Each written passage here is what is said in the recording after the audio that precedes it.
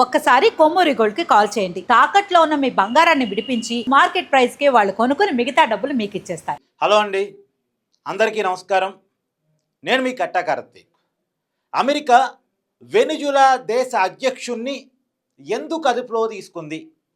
అతన్ని కావచ్చు, అతని భార్యని కావచ్చు, సంఖ్యలేసి మరీ పెద్ద నేరస్తులుగా చిత్రీకరిస్తూ న్యూయార్క్లో కరడుగట్టిన నేరస్తులు ఉండే జైలుకు వాళ్ళని పంపించడానికి ఉన్న కారణం ఏంటి? వెనుజులాని అదుపులో తీసుకోవటానికి ఉన్నటువంటి కారణాలు ఏంటి?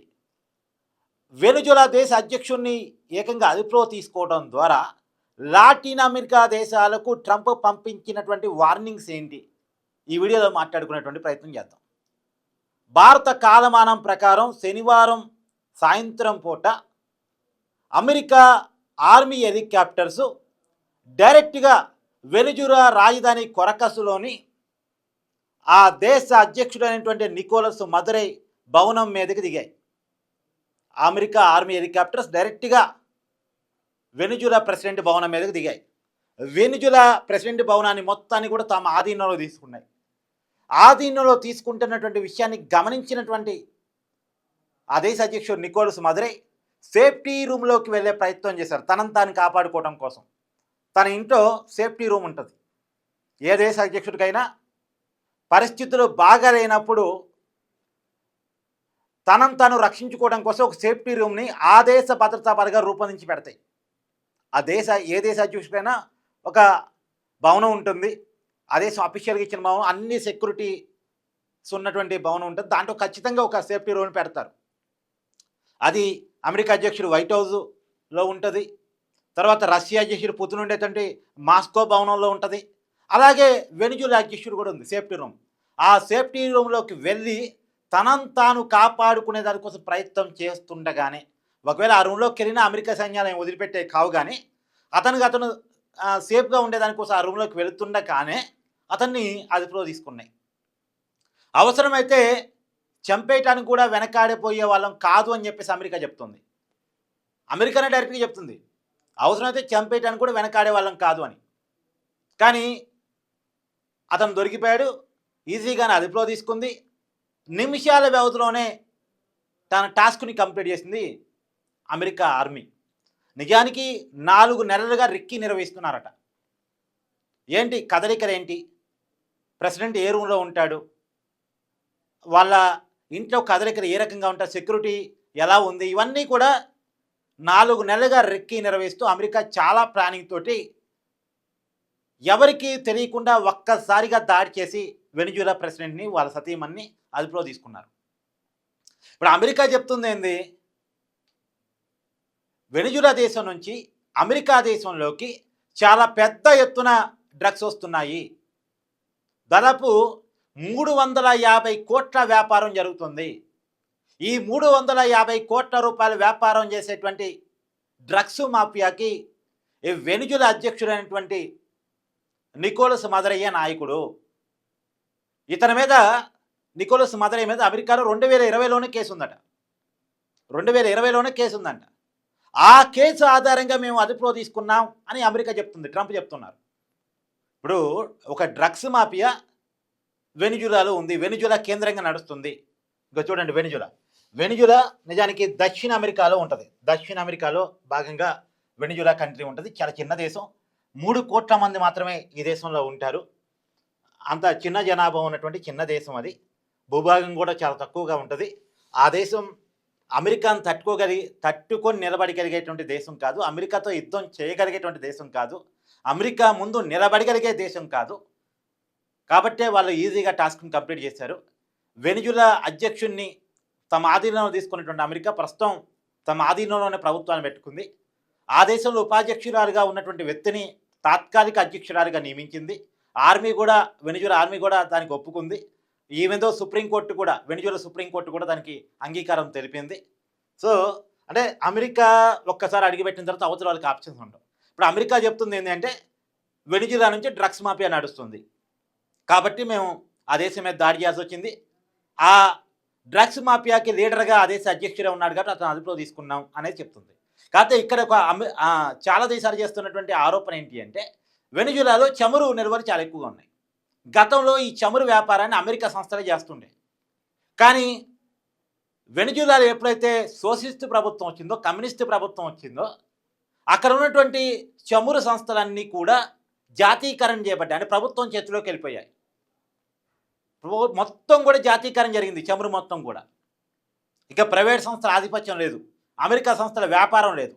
దీనివల్ల అమెరికాకి చాలా పెద్ద ఎత్తున ఆర్థిక పరమైనటువంటి ఇబ్బంది కలిగింది. అమెరికా ఏం కోరుకుంటుంది? ప్రపంచంలో ఏ వనరు మీదైనా సరే తన ఆధిపత్యం కావాలనుకుంటుంది, తన వ్యాపారం చేయాలనుకుంటుంది. కానీ దానికి అమెరికా పక్కనే ఉన్నటువంటి వెనిజులా ఛాలెంజ్గా మారింది. మొత్తం జాతీకరణ చేసుకుంది. కమ్యూనిస్ట్ ప్రభుత్వం, సోషలిస్ట్ ప్రభుత్వం ఏర్పడిన తర్వాత. కమ్యూనిస్ట్ ప్రభుత్వం అని చెప్పలేం కానీ సోషలిస్ట్ ప్రభుత్వం. అంటే కమ్యూనిజం సోషలిజం ఎలా ఉంటాయంటే, సోషలిజానికి నెక్స్ట్ స్టెప్గా కమ్యూనిజం ఉంటుంది. ఫస్ట్ అక్కడ చావేజ్ నాయకత్వంలో సోషలిస్ట్ ప్రభుత్వం ఏర్పడింది. చావేజ్ తర్వాత ఈ నికోలస్ మదరే దేశ అధ్యక్షుడు అయ్యారు. ఆయన చనిపోయిన తర్వాత చావేజ్ ఉన్నంతకాలం ఆ దేశాన్ని ముట్టుకోవటం అమెరికా వాళ్ళకి కాలేదు. చావేజ్ మీద ఎలాంటి నిందలు వేయటానికి కూడా అమెరికా వాళ్ళకి కాలేదు. చావేజ్ ఛాలెంజ్ విసురుతుండేవాడు అమెరికాకి, కానీ అమెరికా అప్పట్లో ఏం చేయలేకపోయింది. చావేజ్ చాలా బలమైనటువంటి ప్రజానాయకుడు. అంటే కొద్దిగా వీక్నెస్ ఉన్న లీడర్ ఎప్పుడైతే వస్తారో, ఆ దేశం ఎప్పుడైతే కొద్దిగా శక్తిహీనంగా కనపడిద్దో, ఎప్పుడైతే పరిస్థితులు తనకు అనుకూలంగా ఉంటాయో అప్పుడు అమెరికా ఒడిసి పట్టుకొని ఆ దేశం మీద దాడి చేసింది. గతంలో కూడా అణ్వాయుధాల పేరుతో ఏ దేశాల మీదకి అమెరికా దాడి చేసిందో మీకు తెలియంది కాదు కదా. మరి ఆ దేశాల్లో అణ్వాయుధాలు చూపించగలిగిందా అంటే చూపించలేదు. అణ్వాయుధాల పేరుతో కనుక దేశాల మీద దాడి చేయాల్సి వస్తే పాకిస్తాన్ మీద కూడా దాడి చేయాలి. మరి పాకిస్తాన్ మీద అమెరికా దాడి చేయదే, పైగా వెనకేసుకొచ్చిద్దే, అప్పులు ఇప్పిస్తుందే. ఇప్పుడు డ్రగ్స్ మాఫియాని అమెరికా శత్రువుగా చూపిస్తుంది కదా. మరి ప్రపంచానికే టెర్రరిజాన్ని ఒక రకంగా పెంచి పోషిస్తున్నటువంటి పాకిస్తాన్ మీద ఎందుకు చేయదు? ఈ డ్రగ్స్ మాఫియా కంటే, డ్రగ్స్ టెర్రరిజం కంటే మతపరమైనటువంటి టెర్రరిజం ఇంకా పెద్ద శత్రువు కదా ప్రపంచానికి. మతపరమైన టెర్రరిజం. అమెరికాలో ఉగ్రవాదులు ట్విన్ టవర్స్ కూల్చేశారు కదా, సామాన్య అమెరికా పౌరుని చంపేశారు కదా. మరి ఆ కసి పాకిస్తాన్ మీద లేదా? ఆ కోపం పాకిస్తాన్ మీద అమెరికాకి లేదా? నిజానికి 2011లో దాడి జరిగింది. ఈ కేసు అన్న ఇంకా 2020లో బుక్ అయింది. మరి పాకిస్తాన్ ఎందుకో శత్రువు కనపట్లేదు, వెనిజులా మాత్రమే శత్రువుగా కనిపిస్తుంది. ఎందుకంటే వెనిజులా శత్రువు కనిపించడానికి ఉన్న కారణం చమురు కావాలి. ఇప్పుడు వనరులు కావాలి. పాకిస్తాన్ ఎలాగో సలాంగిరి కొట్టింది అమెరికాకి, మీరు ఏ వనరు కావాలంటే ఆ వనరు తీసుకోండి, మా దేశంలో ఏం కావాలంటే దోచుకుపోండి, మాకు నాయానో బేడానో వేయండి, దాంట్లో మేము ఉగ్రవాదాన్ని పెంచి పోషించుకుంటామని పాకిస్తాన్ పాలకులు చెప్తూ ఉంటారు. కానీ వెనిజులా అలా చెప్పలేదు. అలా చెప్పకపోవటం వెనిజులా చేసిన తప్పైంది.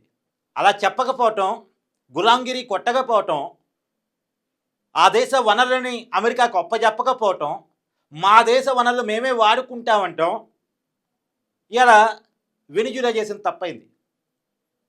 ఇప్పుడు లాటిన్ అమెరికా దేశాలకు కూడా ట్రంప్ వార్నింగ్స్ ఇస్తూ ఉన్నాడు. మీరు మాకు అనుకూలంగా ఉన్నారా ఓకే, మేము చెప్పినట్టు విన్నారా ఓకే, లేకపోతే మీ పరిస్థితి కూడా ఇలాగనే ఉంటుందని చెప్పేసి. కానీ ఒక రియాలిటీ ఏంటంటే, ఇప్పుడు వెనిజులా మీద అమెరికా చేస్తున్న ఆరోపణ ఏంటి?